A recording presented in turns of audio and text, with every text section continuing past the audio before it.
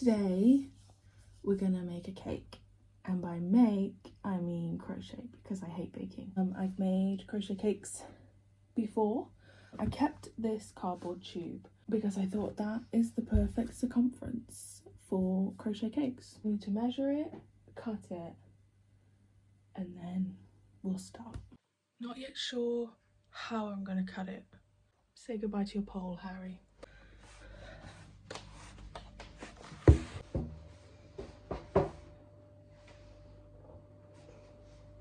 Very tall. I'm thinking saw. It might be overkill, but I don't have anything else that I think would, because it's quite thick. I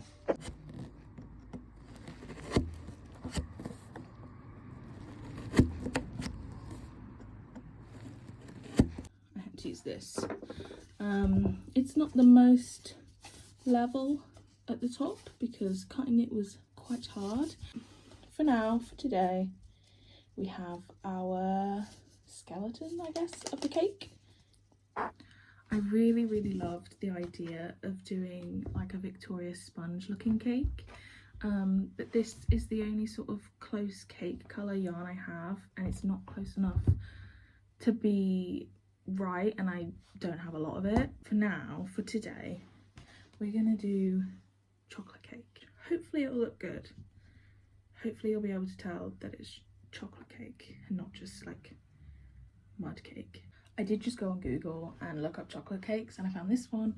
So the body of the cake will actually be the dark brown and the icing will be the lighter brown. We're going to start with the lighter brown to do the flat circle of the top. Started the magic ring off camera because it took me about 7 tries, I'm not going to lie. But we're going to do 12 double crochets into the ring. 5, 6, 7, 11, 12, and then we pull the tail nice and tight and slip stitch into the top stitch to close the circle. For each of the stitches, I'm going to do 2 double crochets into each one to make 24 stitches. 2, 1, 2, 1, 2. There's our second round. For the third round, I will do 2 double crochets in 1 stitch and then 1, and then 2 double crochets in 1 stitch and then 1. First stitch, we do 1, 2, then in the next stitch just do 1, and then in the next stitch do 2 again.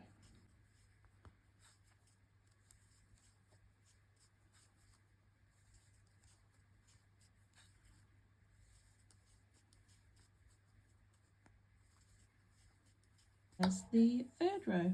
For each row after this, it's pretty much the same. So for the next row, I'll do 2 double crochets in 1 stitch, then a single, then a single, and then 2 double crochets. And each time you go up, you do the same, enough to cover the top of my cake.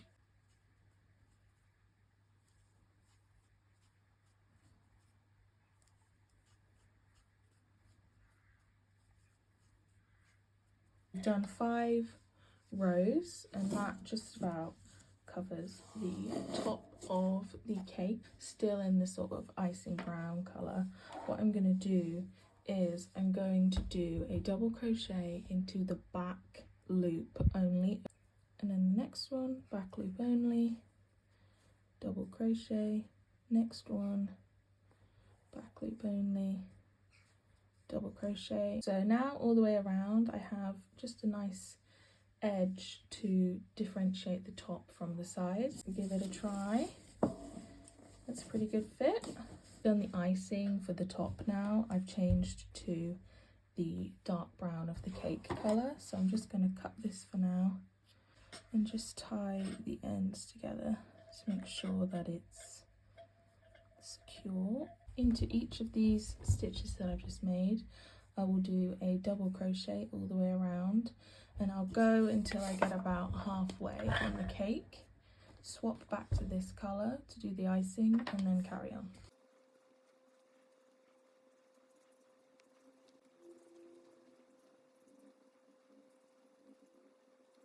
About halfway down, I think maybe one layer of the mid colour, and then 4 more layers of the cake.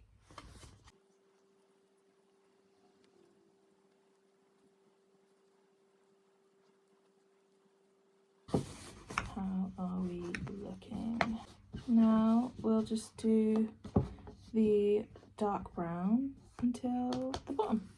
I've just done 4 more rows of the brown so that it's equal. This, pull that through, tie a knot. But if I look at it in person, I can see the cardboard colour underneath. A bit of the side view of the cake. Do you see what I mean with like the cardboard colour? It's not perfect, but it looks pretty good. I'm going to do the white icing and then see how I feel. So I gave it this thrilly kind of edge by doing half double crochets into each of the edge stitches. The more I look at it, the more I don't like it. I could maybe paint the cardboard, put like a layer of black underneath. Let me paint the cardboard, let that dry, and then find out.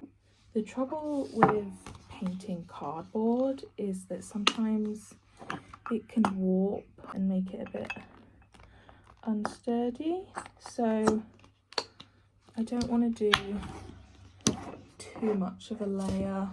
This cardboard is quite thick, so hopefully it should be okay. A quick layer.